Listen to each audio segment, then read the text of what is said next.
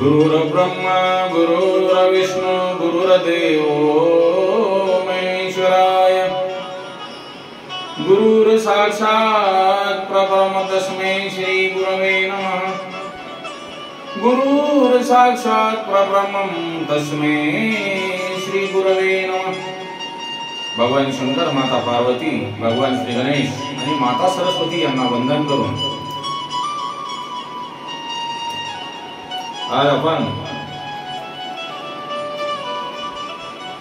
सत्यरथ राजांची कथा शिव महापुराणामध्ये तो उल्लेख आलेला आहे।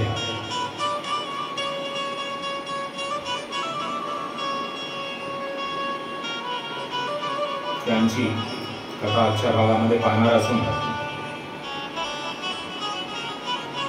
जो कोणी भक्त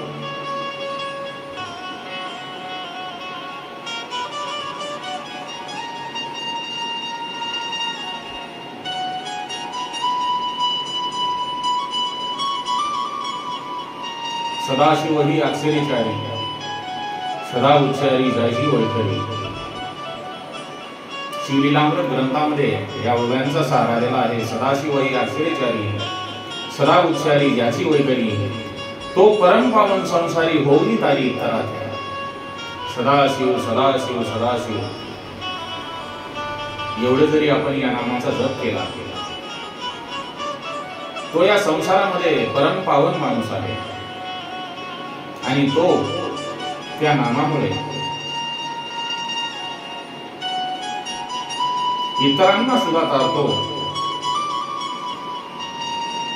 भगवान शंकर यांची पूजा करतो, तो अनेक जीवांचा उद्धार करतो।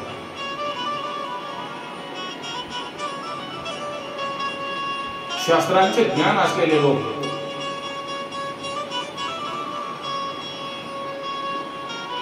अनेक प्रकारचे प्रायश्चित सांगतात, परंतु जो मनुष्य मुखाने शिवनाम घेतो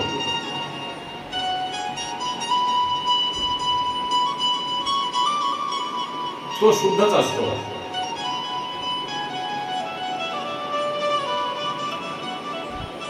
भगवान शंकर यांच्या नामाचा महिमा जो आहे तो परम अद्भुत आहे। त्याचप्रमाणे जो भक्त प्रदोषवर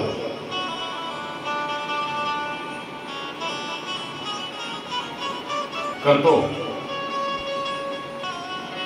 त्याला सर्व सिद्धी प्राप्त होतात। हे त्रिवार सत्य आहे। ज्या लोकांना समाधान, प्रगती, धैर्य, दीर्घायुष्य, संतती, संपत्ती आणि दिव्य ज्ञान प्राप्त व्हावे असे जर वाटत असेल तर त्यांनी यथासंग प्रदोषव्रत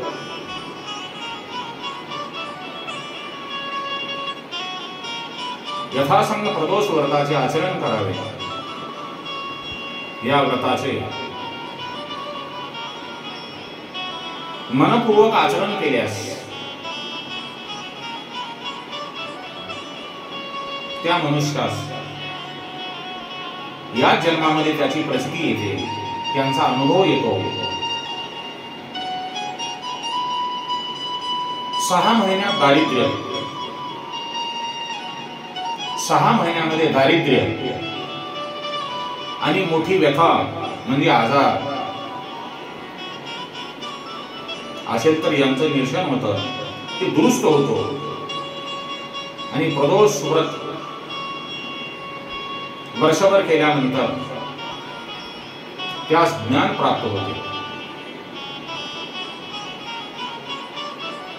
तेच व्रत 12 वर्ष केल्यानंतर महाभाग्य लागते। तेच व्रत 12 वर्ष केल्यानंतर महाभाग्य लागते असे महर्षी व्यास शिवमहापुराणामध्ये आपल्या काव्यातून सांगत असून प्रदोष व्रत केल्याने अकाली मृत्यू जसे आपण रोज पाहतो अपघात होत आहेत, काही ना काही कारणास्तव लोक आपले जीवन संपवित आहेत, तसे न होता प्रदोष व्रत केल्यानंतर अकाल मृत्यू, गंडांतर अशा गोष्टी आपल्या समोर येणार नाही। त्या बाबतीत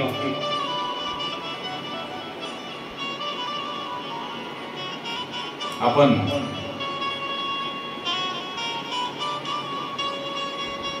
सत्यरथ राजांची कथा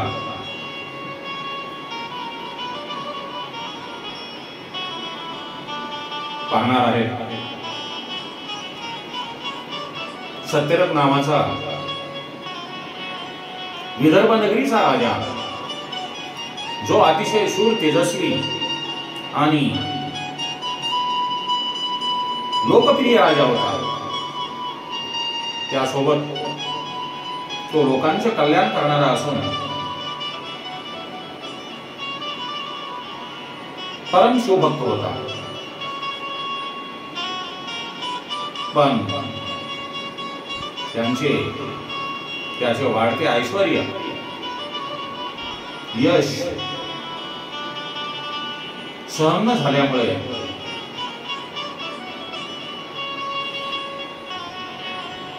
शल्य देशाचा राजा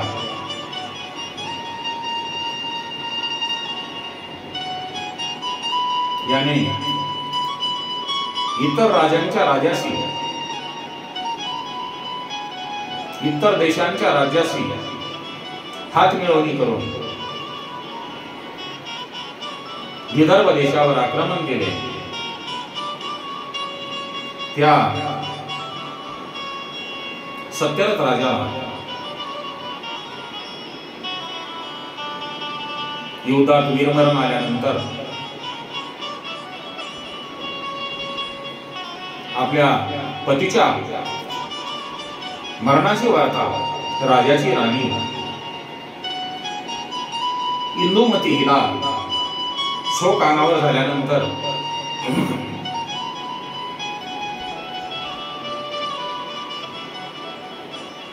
ती गरोदर असल्यामुळे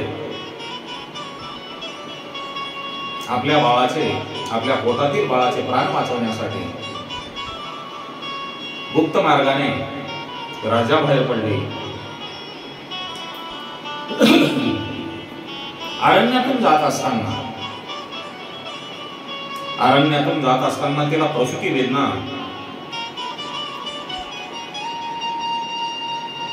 चालू होऊन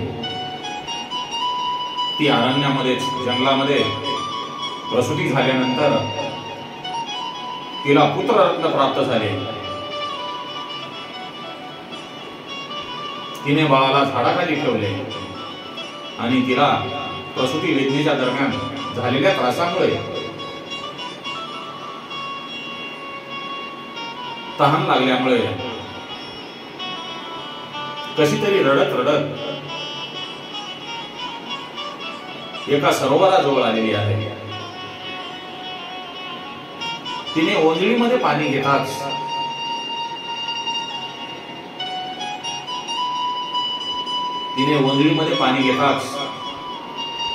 एका मगरीने तिच्यावर हल्ला केला आणि तिला खाऊन टाकले। पहा बाबांनो, काळाची गती किती गहन आहे। पती जो राजा आहे तो युद्धामध्ये मारला गेला आहे। राणी ही गरोदर असताना आपल्या बाळांना वाचवण्यासाठी जंगलाच्या मार्गाने पळत असताना जंगलामध्ये प्रसूत झाली। तिला तहान लागल्यामुळे ती तलावाकडे गेली असता मगरीने तिला खाऊन टाकले आणि एक जन्मलेला अभ्रक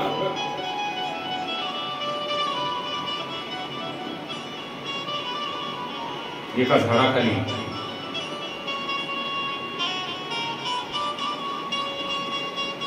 सोडून दोघेही आई वडील आपापल्या प्रारब्ध गतीनुसार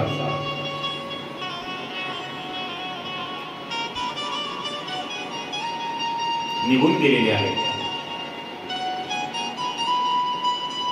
सत्यरथ राजा आणि इंदुमतीचा पुत्र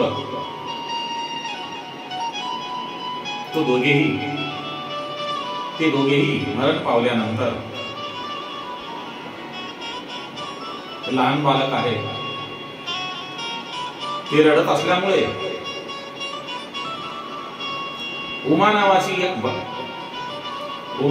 एक विधवा ब्राह्मण स्त्री तेथून जात असताना तिला त्या बाळाचा रडण्याचा आवाज आला.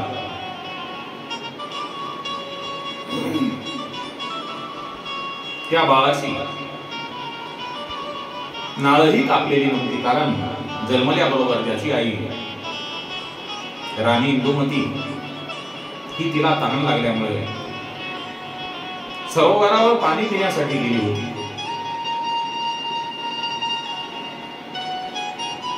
त्या बाळाला पाहून, त्या राजपुत्राला पाहून मात्र सुलभ वात्सल्याने त्या उमा नामक ब्राह्मण स्त्रीचे हृदय भरून आल्यामुळे तिला बाळांना घेऊन जावा, बाळाला घेऊन जाऊ का इथेच ठेवू, या निर्णयापर्यंत पोहोचत नव्हती. तेव्हा भगवान शंकर स्वतः साधूचे रूप घेऊन तिच्यापाशी आले आणि म्हणाले, हे ब्राह्मणी, हा क्षत्रिय राजपुत्र तुला मोठ्या भाग्याने सापडला आहे, पण या गोष्टीची कोठेही वाच्यता करू नको.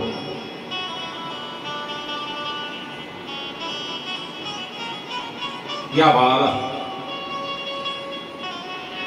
तुझ्या मुलासारखाच सांभाळून याचे प्रतिपालन कर. त्यानंतर भगवान शंकर हे तिला एवढे बोलून अंतर्धान पावलेले आहेत. उमा तिचा स्वतःचा मुलगा शुचिव्रत आणि छोटे बाळ असे दोघांचे संगोपन करत असताना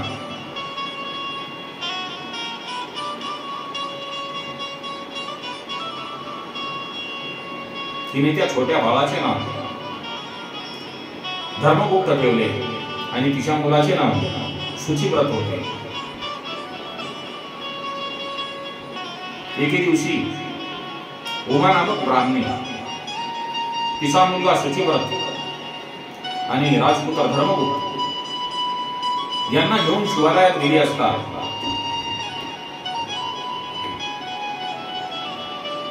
तिला शिवालयात पूजा करत असलेले ऋषी श्रेष्ठ शांडिल्य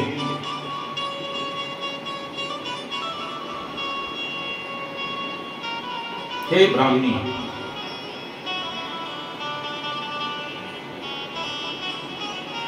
हे तुझ्यासोबत आलेला जो पुत्र आहे तो राजपुत्र असून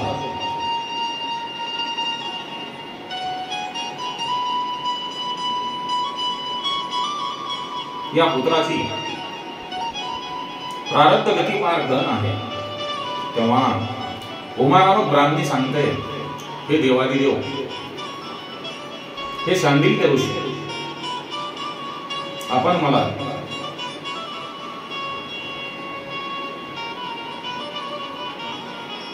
या धर्मगुप्ताविषयी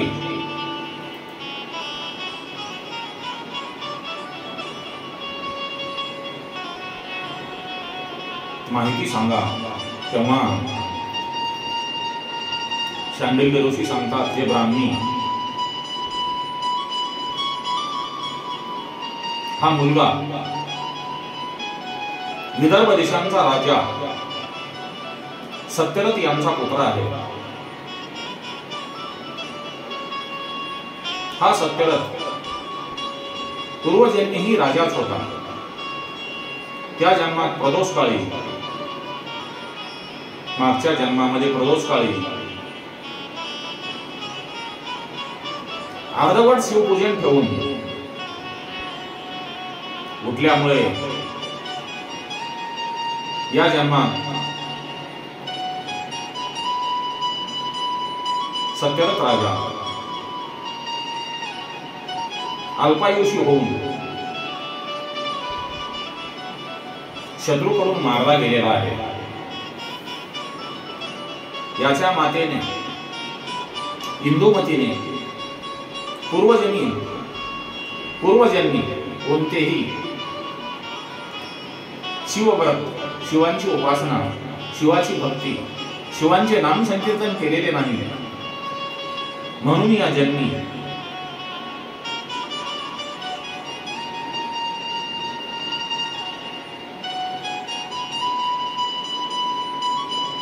त्या दोघांच्या केलेल्या वाईट कर्मामुळे हा राजपुत्र पोरका झालेला आहे।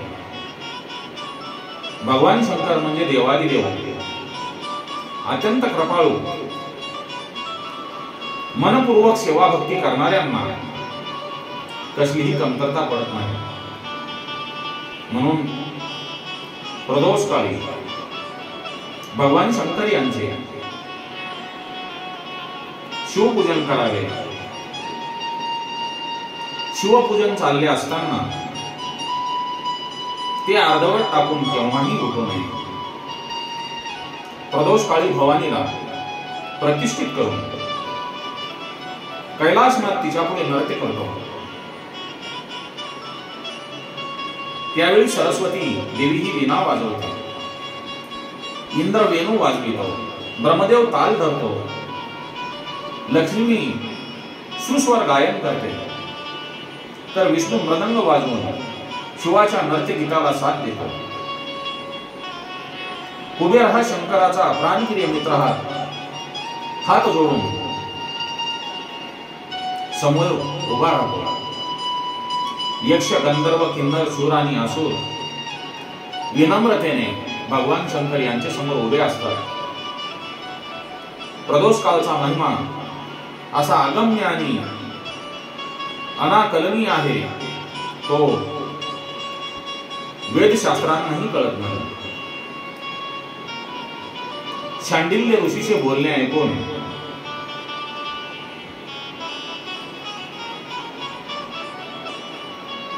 उमा पुन्हा म्हणते, ऋषीवर्य, माझा मोठा मुलगा शुचिव्रती याला या जन्मी दारिद्र्य का आहे? त्यावर ते म्हणतात, या तुझ्या मुलाने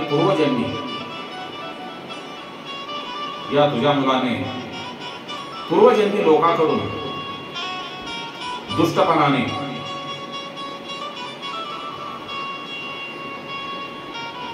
द्रव्य, पैसा उकळला असून कधीही त्याने दानधर्म केलेला नाही, शिवपूजन केले नाही, म्हणून या जन्मी त्यास दारिद्र्य लाभलेले आहे। त्या उमा ब्राह्मणीने आपल्या दोन्ही पुत्रांना शांडिल्य ऋषीच्या पायावर घालून त्या दोघांना अनुग्रहित करून नमः शिवाय, नमः शिवाय, नमः शिवाय या मंत्राचा उद्देश केला। प्रदोष व्रत विधी समजावून त्यांचे महात्म्य वर्णन केले। त्यांना सांगितले, पक्ष प्रदोष व्रत करणाऱ्याने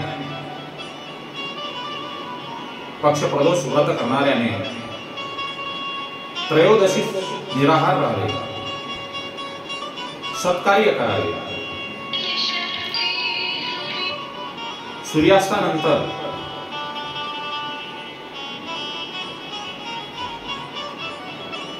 सूर्यास्तानंतर 3 घटका झाल्यावर भक्तिभावाने प्रदोष पूजेला आरंभ करावा.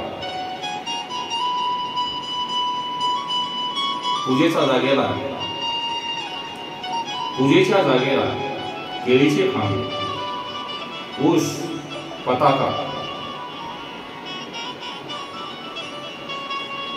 रांगोळ्या, झालरी सुशोभित करावे.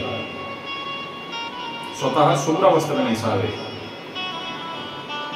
कपाळी पांढरे गंध,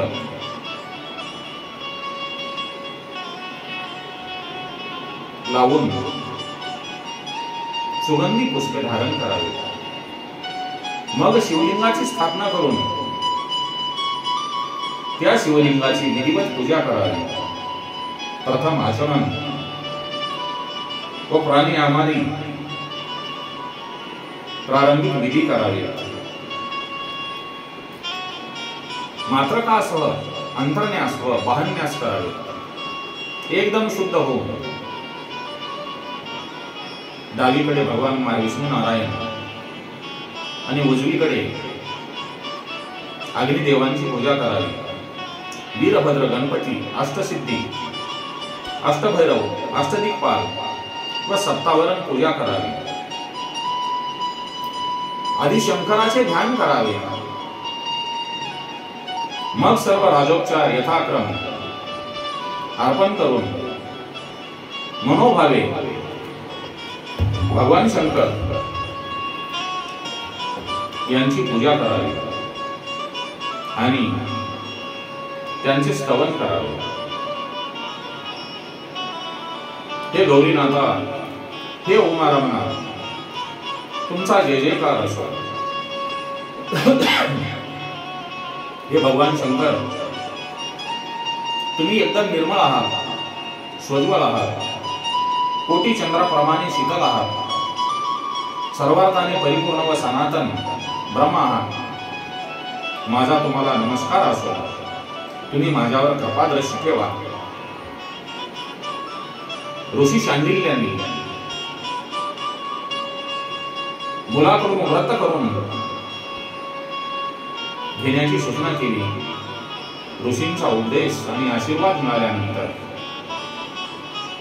2 मुलासह ती एक चक्रा नगरामध्येच राहिली. शुचिव्रत आणि धर्मगुप्ताने 4 महिने प्रदोष व्रत पूर्ण केले. शांडिल्य यांनी त्यांना अगोदरच काही गोष्टी सांगितल्या होत्या. आपली शिवपूजा आपण यथाविधी करावी, ती दुसऱ्याला करायला सांगू नये. शिवपूजेचा कधीही कंटाळा करू नये. शिवपूजेच्या तीर्थ आणि प्रसादावर देवासुरांचा अधिकार असतो. म्हणून शिवपूजेचा तीर्थप्रसाद कोणालाही देऊ नये. म्हणून बाबांनो, भगवान शंकर यांच्या पूजेचा तीर्थप्रसाद कोणालाही देऊ नये. तसे केल्याने 100 ब्राह्मणांच्या पातेचे हतक लागते. तसे केल्याने 100 ब्राह्मणांच्या हत्येचे पातक लागते. शिवपूजेची सामग्री व साहित्य यांची कधीही चोरी करू नये. हे तर महापाप आहे. शंकर स्वतः महान त्यागी आहेत. त्यांच्या सेवेसाठी, पूजेसाठी स्वकष्टार्जित धन व स्वतःचे परिश्रमाने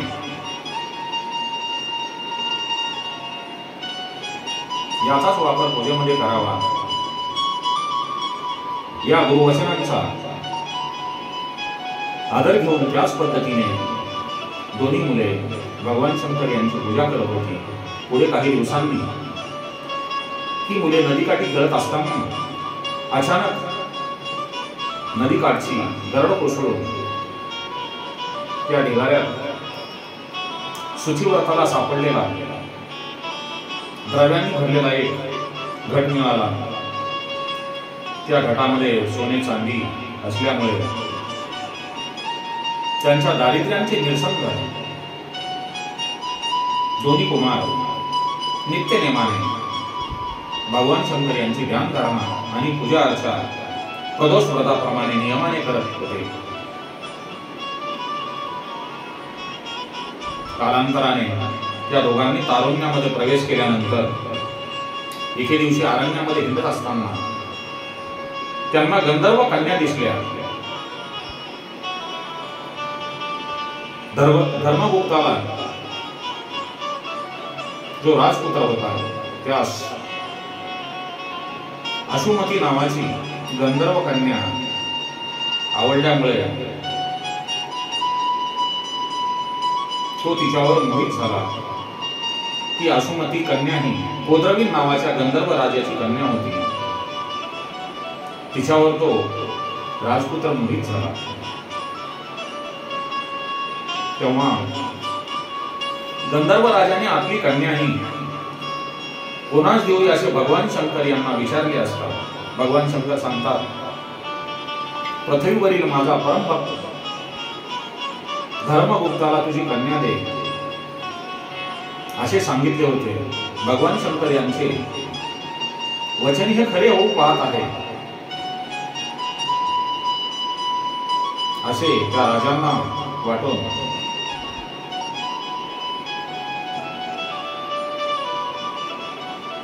त्या राजाने आपली मुलगी अशुमती हिचे लग्न धर्मगुप्तासोबत लावून दिले.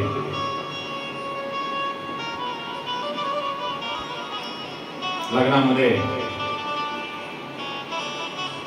बऱ्याच भेट वस्तू वधूवरांना दिलेल्या आहेत.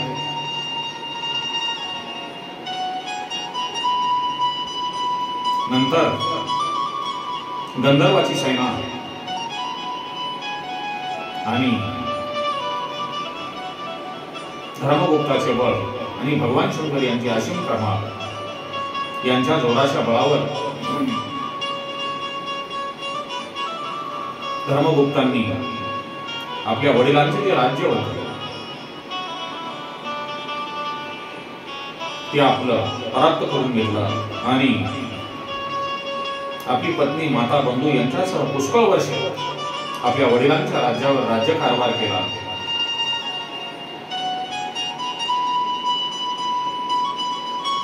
शांडिल्य गुरूंचा ऋषींचा थोर सन्मान करून दक्षिणा धनदौलत अपार देऊन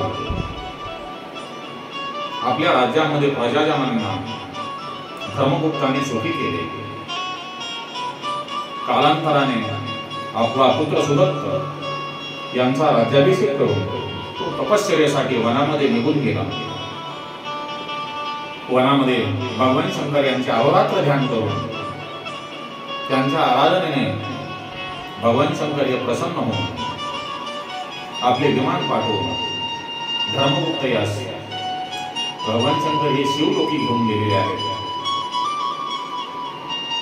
त्यासोबत त्याची माता आणि बंधू सुचिव्रत यांना पण शिवलोकी नेलेले आहे. त्यांच्यावर भगवान शंकर यांनी असीम कृपा करून अक्षय पदाची शिवलोकामध्ये स्थापना केली. सूत म्हणतात, हे धर्मगुप्ताची जी आख्यान आहे ही कथा आहे, जे सर्वण करतील ऐकतील चांगल्या मनाने वाचतील लिहितील रक्षण करतील या कथेला अनुमोदन देतील त्यांची सर्व पातके नष्ट होतील. त्यांना सर्वत्र विजय आणि यश मिळेल. त्यांचे कर्ज फिटेल. घरामध्ये धनधान्याची वृद्धी होईल. संपन्नता येईल. भगवान शंकर हे त्यांचे रक्षण करतील. प्रदोष महिमा अत्यंत अद्भुत आहे. या ग्रंथातील प्रदोष व्रताचे महात्म्य ऐकून जे या व्रताचे यथाविधी आचरण करतील त्यांना दुःख दारिद्र्य व अपमृत्यूचे भय राहणार नाही. शिवकृपेने त्यांचे कल्याण होईल. हे त्रिवार सत्य आहे. हे त्रिवार सत्य आहे. हा शिवलीलामृत ग्रंथ, हा शिवलीलामृत ग्रंथ अत्यंत पवित्र असून ज्यांच्या घरी हा ग्रंथ आहे, ज्यांच्या घरी हा ग्रंथ आहे, त्यांचा पाठीराखा शंकर आहे. तो उमाकांत, तो जगदंबेचा पती, देवादिदेव महादेव सदैव त्यांच्या बरोबर आहे. आणि तो व्यक्ती अंती शिवपदाला प्राप्त होणार आहे. फलश्रुती या अध्यायाच्या पठणाने, वाचनाने आणि प्रदोष केल्याने 6 महिन्यात गत वैभव परत मिळेल. हरवलेली व्यक्ती पुन्हा परत मिळेल. म्हणून बाबांनो, भगवान शंकर यांची आराधना करत चला. ओम नमः शिवाय. ओम नमः शिवाय. ओम नमः शिवाय. ओम तत्पुरुषाय विद्ये महादेवाय धीमहि तन्नो रुद्र प्रचोदयात्. ओम नमो भगवते रुद्राय नमः. ओम नमो भगवते रुद्राय